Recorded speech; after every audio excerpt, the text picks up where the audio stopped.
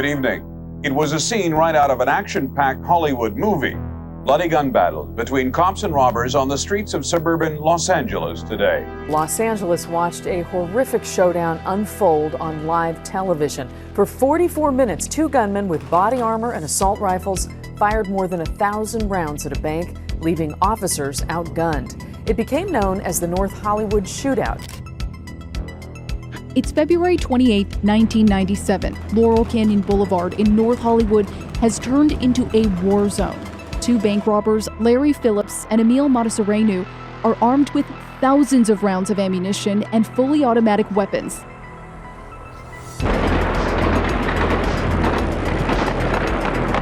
It was drama that unfolded on live television 20 years ago today, and it was an unfair fight.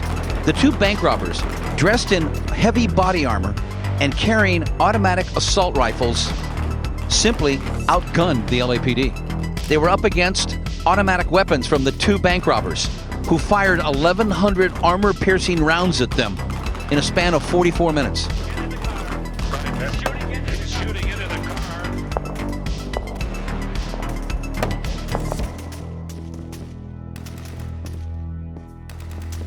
They were firing armor-piercing bullets from fully automatic weapons. This is one gunman headed for a getaway car. It was all seen live right here on Channel 4. They're ready for war.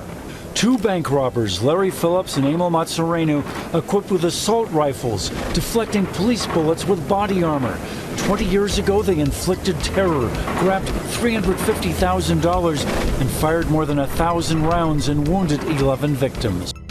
All the people that live in this North Hollywood area, please stay in your homes. These were absolutely the most brazen gunmen that I've seen in this city in years. And what happened next was probably one of the wildest shootouts in the history of all of this nation. Larry Phillips, who was 26 years old, Emil Matasareanu, who was 30 years old, they did well-planned, high-powered takeover robberies. The previous year, they had robbed a couple of other Bank of Americas in the San Fernando Valley. It was reported at the time that they'd gotten away with $1.5 million from these two robberies. They had also robbed an armored car. They were ruthless, hardcore, serious planning, prepared well in advance for every crime they planned. They took sedatives, barbiturates, before the attack, in the thinking that it would calm their nerves. Two bank robbers enter a Bank of America in North Hollywood. They're heavily armed, wearing ski masks and custom-fitted body armor. The robbers fire multiple shots inside, demanding access to thousands of dollars stored in the bank vault. Customers are ordered to the ground.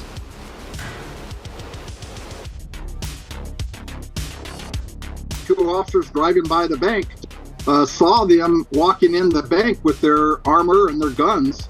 So they saw them while they were walking in the bank, and then they called it out to all of us. 240, requesting assistance. We have a possible 211 in progress at the Bank of America. Bank of America, located in north of Kittredge. Suspects are in the bank. Do not approach the bank. The suspects are inside of the bank. It's a 211 in progress inside the Bank of America. Very freely, while someone to position themselves safely to watch the front door. We don't think the suspects know we are here. I want one unit on the north side, I want a unit on the south side, and I want a unit on the back, if possible. They had no care for life. And this was obvious when they come out of the bank and they start shooting at anything that moved. Uniformed police officers were outgunned. They don't have assault rifles, the suspects do. Unit advisors, unknown person has exited the bank. We have shots fired. All units officer needs help. Shots fired Lower Canyon north of Kittredge, Lower Canyon north of Kittredge at the Bank of America. Units respond northbound. Units are on the south side.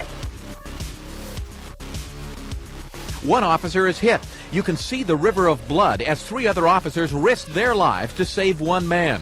The wounded officer's feet are hanging out of the back seat. No time to even shut the door. As the car now races to back up, you can see the wounded officer raise his head slightly through the rear window. At the same time, one suspect now approaches the white getaway car and opens fire again. SWAT has been notified. Everybody stay down. Rapid automatic fire. They're pouring in the area with fire. Just officers help.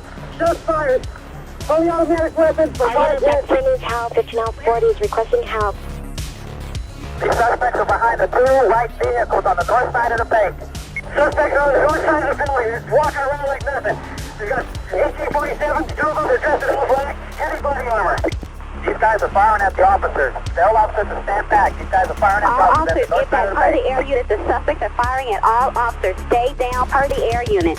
We've just seen this white sedan pull up to the scene here. Now, this could be a rescue attempt, or we also were under the impression that the suspects, and here we go, we have LAPD right now. Okay, we have some gunfire right now going on. We just saw some puff of smoke coming out of the side of this white car, and we're exchanging gunfire in the parking lot as we speak. Now you see the white car? The white car is the getaway car. You see the firing from inside the car? That's the second gunman.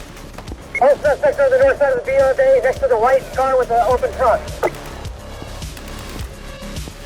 Suspect is retrieving additional weapons from the trunk of his vehicle. The suspect is retrieving additional weapons from the vehicle and shots are being fired.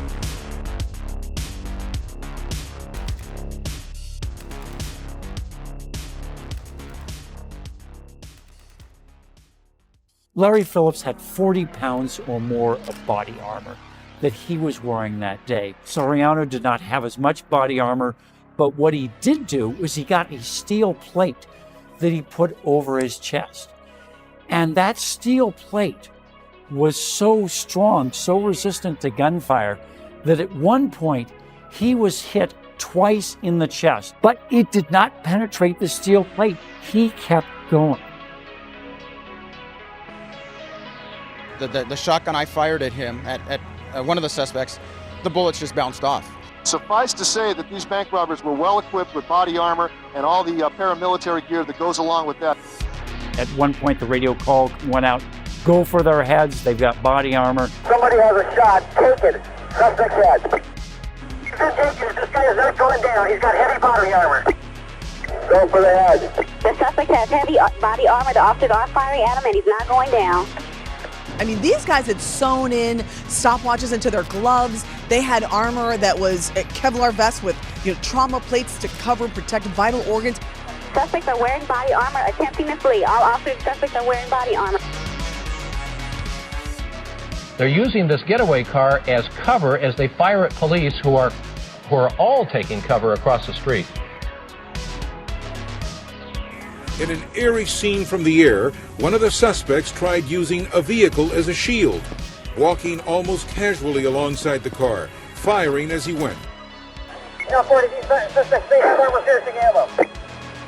The suspects possibly have armor-piercing ammunition. Go 40. I've been hit. We have an officer down Victory west of Laurel Canyon. He needs help. Code 3, he is passing out. And the cops are all pinned down. One of them was bleeding pretty bad.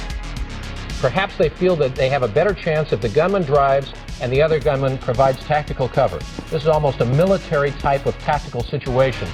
They've got automatic weapons. There's nothing we have that can stop them. To any unit that is available to go to BNB and pick up some weapons.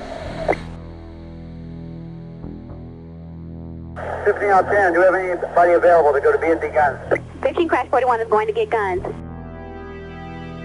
So there was a team of officers actually went to a nearby gun shop, B&B Guns in North Hollywood. As I recall, it was on Oxnard. And the officers knew if they went to B&B, they could get some assault rifles. Being notified, officers are looking for gun stores now. And now, the getaway car with the one gunman inside starts to leave. Here's the second gunman. He's on foot.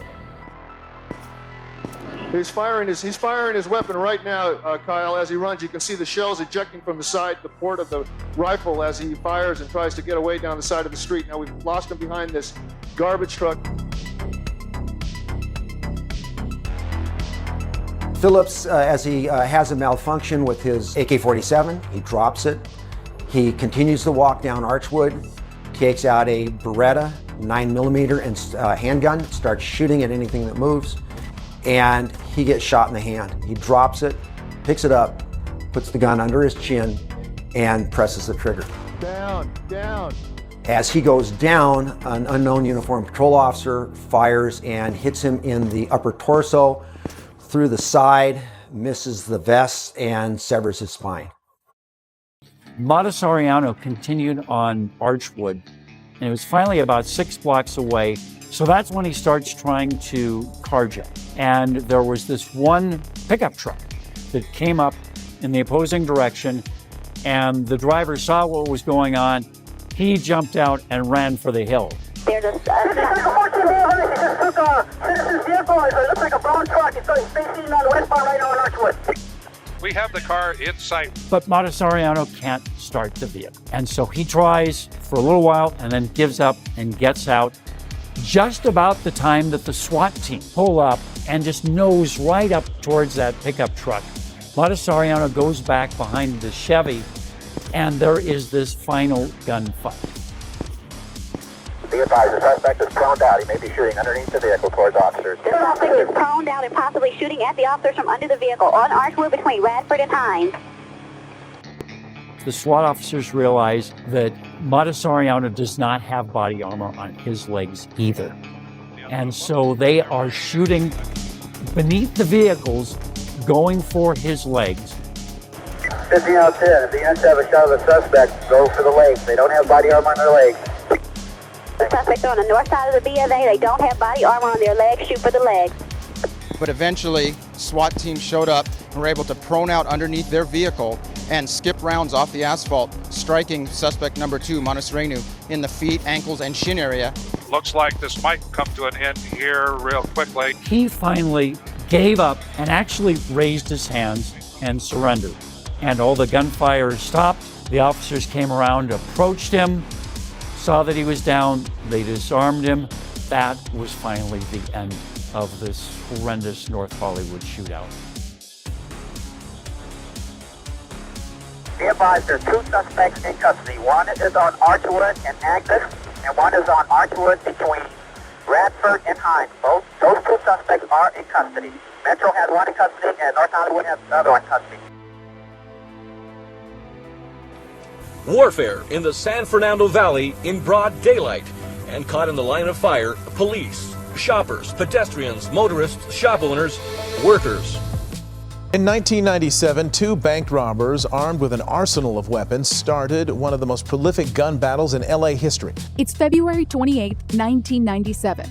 Thousands of rounds of ammunition, cars destroyed, homes and businesses riddled with bullets. It was just after 9 o'clock on a Friday, right here in front of this bank, the robbery. 2 men who had, to calm their nerves, had taken a lot of extra prescription drugs. They thought there was $750,000 in there, and they thought they could walk out of there. A flurry of police officers met them, but they were heavily armed. The Bank of America, where it all happened, still operates here today. 25 years ago, Larry Phillips Jr. and Emil Matasareanu walked in here hoping to steal millions of dollars. It wasn't the first time they robbed a bank together, but it would be their last. A gun battle broadcast for the world to see, live on television. 44 minutes of terror. Heavily armed bandits sprayed bursts of gunfire at police officers after a botched bank robbery. The police responded by bringing in the heavy weaponry. And when it was all over, 2 robbers lay dead, several police officers and bystanders were injured. Incredibly, no police officers were killed that day, although 11 were shot. 7 bystanders were also shot and injured. The only fatalities, the 2 men who tried to rob the bank.